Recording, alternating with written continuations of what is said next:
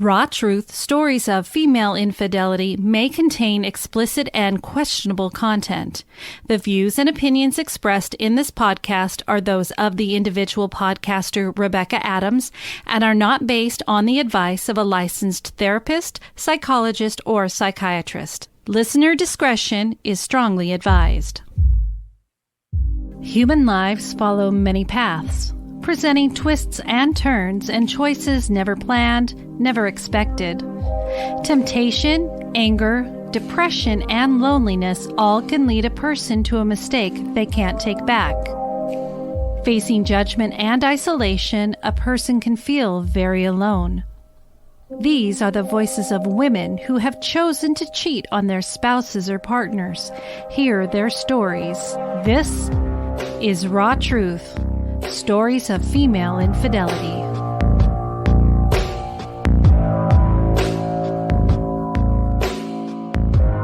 Well, hello and welcome to Raw Truth Stories of Female Infidelity. Today we are going to conclude Alana's story. As you can recall, she explained a little bit about how she grew up and how her relationship was with boys, as well as the relationship with her mother as she was growing up. And to the point where she met her husband, Scott, and then when things started to change. Here is a little recap of where we left things last week at the end of her story, part 1. Little did I know that one sentence was the beginning of a complex situation that turned my life upside down. I began searching for men online. I was more attractive than I was when I was younger and could therefore attract more handsome men. I had no motive to settle down with someone, so I had no fear of a man using me for sex. This gave me a newfound confidence with a new online world of apps, even though my competition had exploded. There are so many women online now, and the whole swiping thing is so different. Back when I met Scott, you had profiles and you read them. You weren't carrying 5 conversations at once and needed to be super original because you needed to stand out amongst 50 girls who looked just like you or better. And now for the conclusion of Alana's story. Then I met Kent, a real estate agent who was witty, handsome, and wealthy. He persuaded me to meet him at his condo before going out for drinks. We sat on the rooftop of his condo late in the evening and looked at the city lights. I couldn't remember the last time I was in a bondage cocktail dress and stilettos. Scott doesn't drink, so sharing a bottle of wine just doesn't happen. I felt like a new age Cinderella by the sheer fact that I didn't have to put my kids to bed. We didn't even make it out for drinks. I cheated. The full Monty. It wasn't just a kiss this time. It was different because I could actually picture my life with Kent. Within a couple of days, reality set in, and then within a couple of weeks, Kent was gone. I had sex, and more sex, until one day when a young buck joked about buying munchies in a convenience store after a romp, and that I should be paying if I'm his sugar mama. Barf. But it got me intrigued. If I were having all of this meaningless sex outside of my marriage, then I should be paid for it. I joined a sugar daddy website. I was a niche, an educated woman married with her kids in her 30s looking for an arrangement.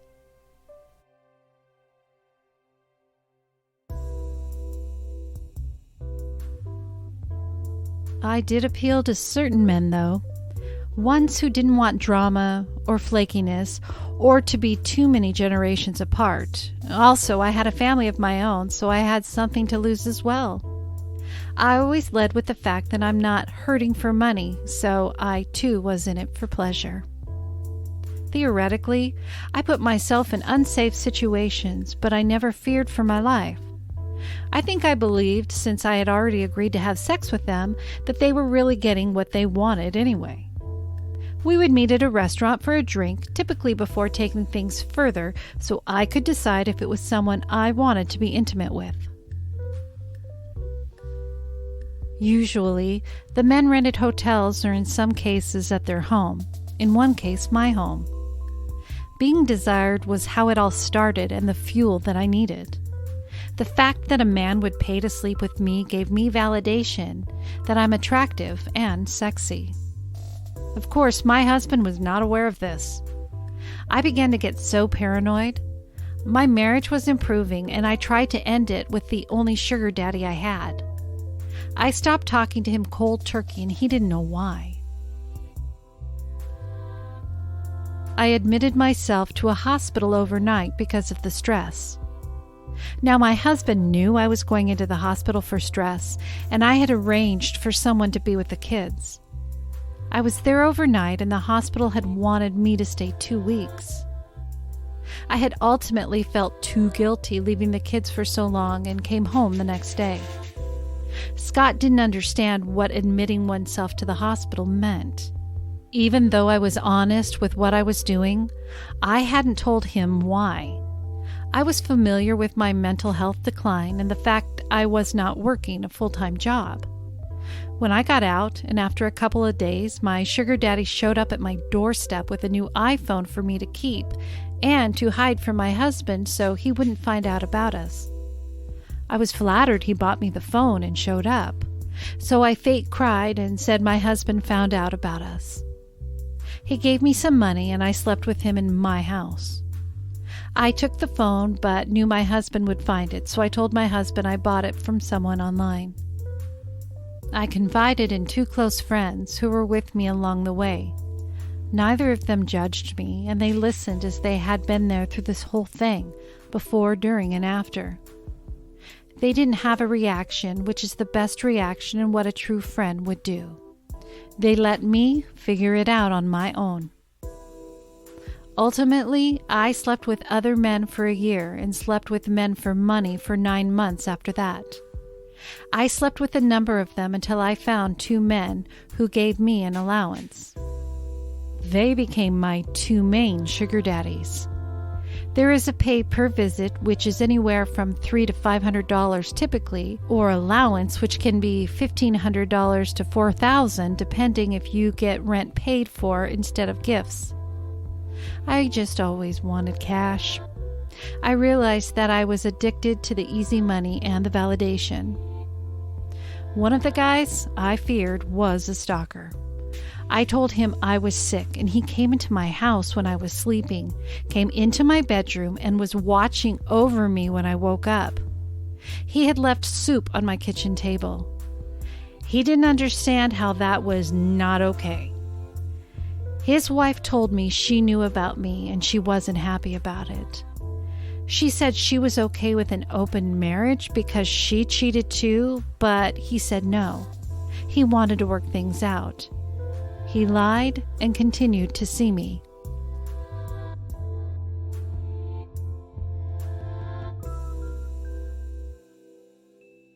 After I finally ended it, he started seeing another woman from the Sugar Daddy website and then another after that. He and his wife lived together through COVID and got along well, but are still in the midst of a divorce. She also started giving me financial advice on the phone in case my husband and I ever divorce.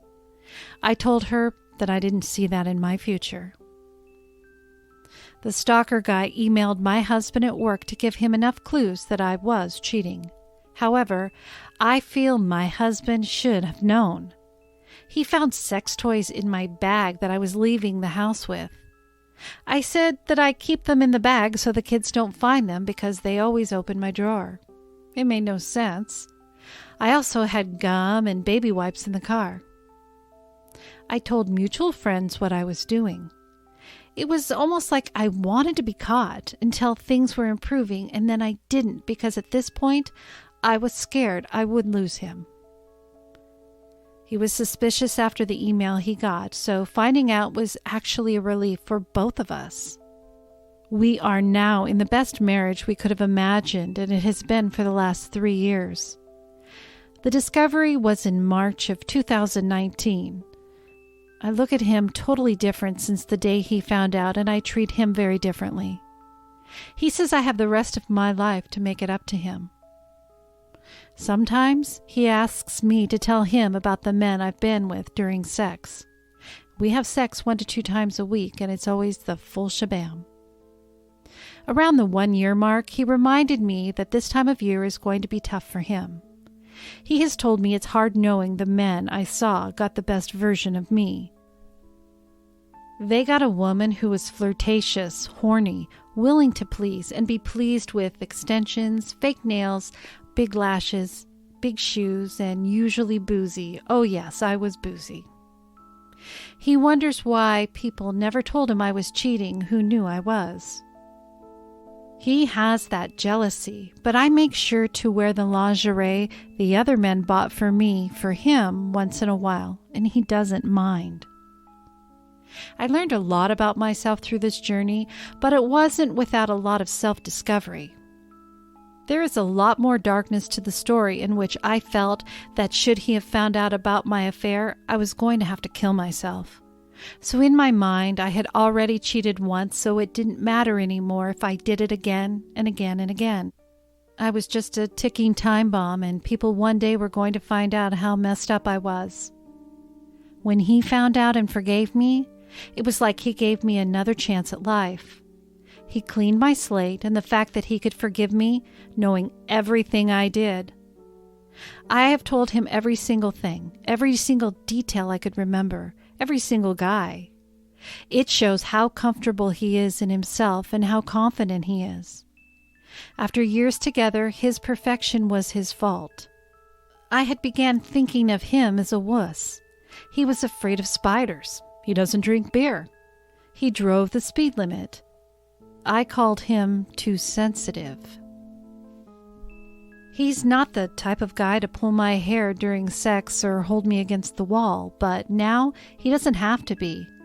That shit is scripted. Our passion is real and it runs deep.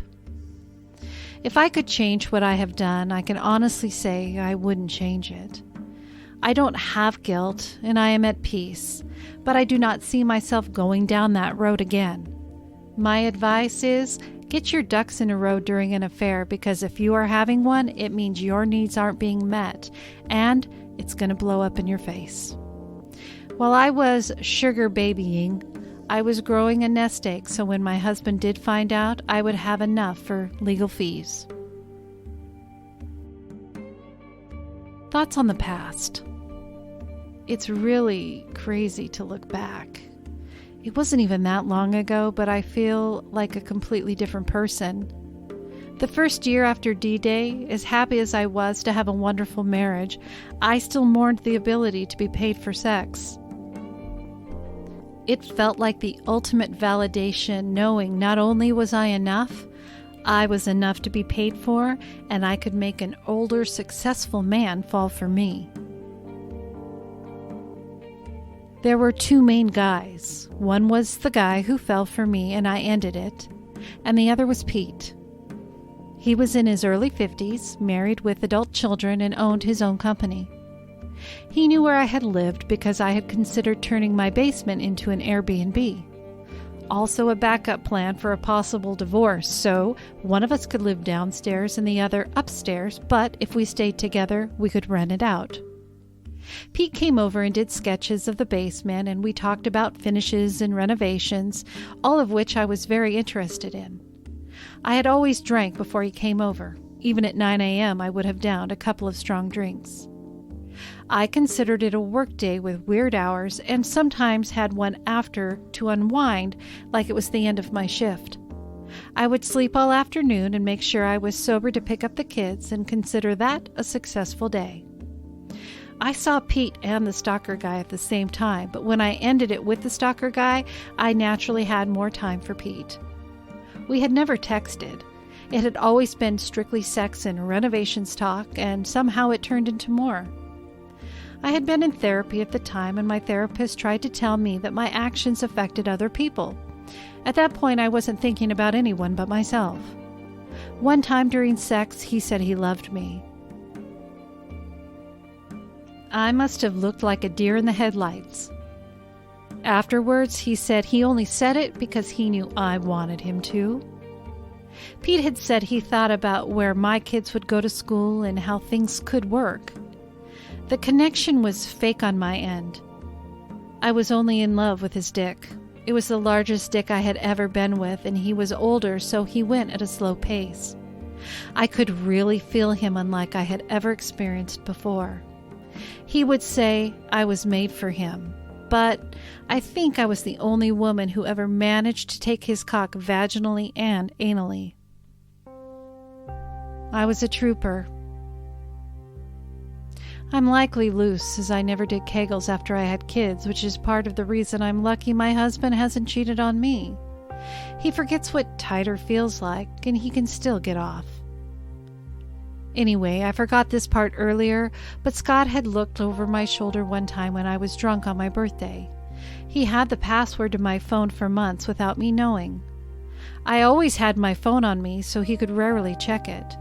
But eventually, by looking in my deleted photos, he found a close-up sex video of Pete's dick entering me. He sent it to himself through the iCloud, so later when I came out of the shower and saw my phone, I saw the video had been sent and received by him. It took him a few months to delete the video. I believe he masturbated to it more than once before deleting it. The situation has had him very conflicted because of how I betrayed him, but also how me being wanted and with another man turns him on. At this point, it is clear that if I'm with someone else, it is over. I haven't even the slightest interest. Funny thing is, I had always said I wanted to invite a guy to our bedroom, and now that he has finally said we can, I no longer feel the need to. Our sex life is amazing, and I don't want to mess up a good thing. I'm not quite sure how you want to paint this story. I was very troubled during this time of cheating.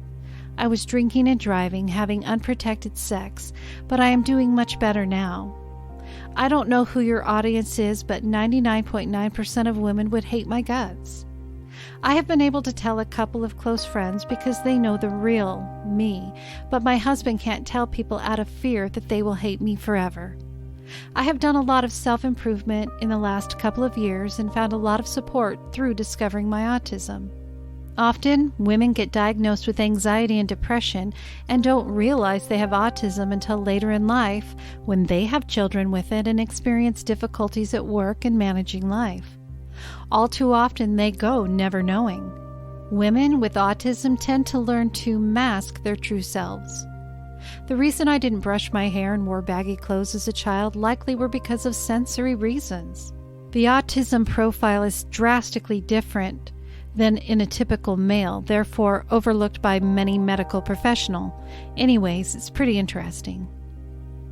I had told 2 people during all of it, and now that is over, I have told probably 8 or so more people about it, none of which have ended our friendships or said anything negative. I am told that they have said among themselves that I am in a better place, and have joked some to my face that they would like more details when the opportunity allows for it. But overall, they are just happy that Scott and I are doing well and support us.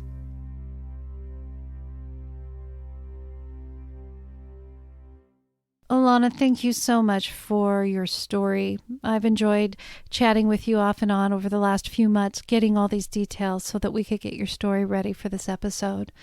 I appreciate the details that you shared and the things that you were feeling and being able to say, hey, this is how I was feeling. I've already crossed this line. What the hell? I'm going to continue going down that road.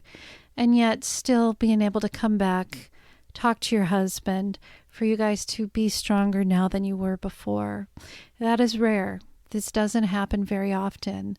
But I really do appreciate your, like I said, your honesty. And I wish you so much the best for you and your family. And again, thank you so much, Alana. What happens when a woman cheats on her spouse or partner? As with any form of infidelity, there is always pain, sadness, and collateral damage. We've listened to many stories of women sharing their own infidelity, but what does the husband or betrayed partner go through? My wife and I were together for 19 and a half years. We married on November 24th, 2001. 6 months later, during the same 2-week period that we were creating our youngest son, she had an affair with one guy 3 different times.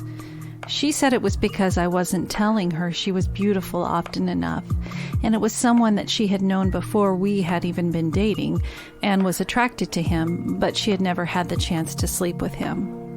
She didn't tell me about this for 1.5 years, and she also told me that she had been with 21 men prior to us meeting.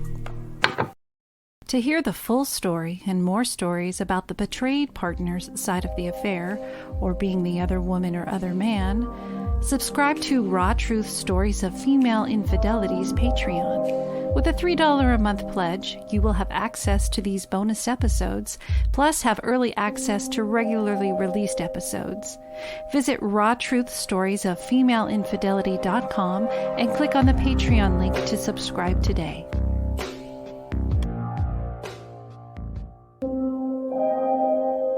You have been listening to Raw Truth Stories of Female Infidelity. Your support of the podcast is truly appreciated. Be sure to visit my website at rawtruthstoriesoffemaleinfidelity.com to access story guides, subscribe to Patreon for bonus episode of the men's side of female infidelity, and to vote for this podcast to be in the Hot 50 Countdown for Podcast Magazine. To submit your story for the show, share feedback, or if you have a Let's Ponder suggestion, please email it to rebecca.rawtruth@gmail.com or send by snail mail to Rebecca Adams, P.O. Box 821064, Vancouver, Washington 98682. Every story is always anonymous. If you listen on Apple Podcasts, please rate and review the show. Raw Truth Stories of Female Infidelity is produced and edited by Rebecca Adams. You can follow the show on Facebook at Raw Truth Stories of Female Infidelity, on Instagram at Podcast Raw Truth, and on Twitter at Raw Female. Thank you again, and be kind to one another. Be kind to yourself, and always remember, no judgment. Goodbye.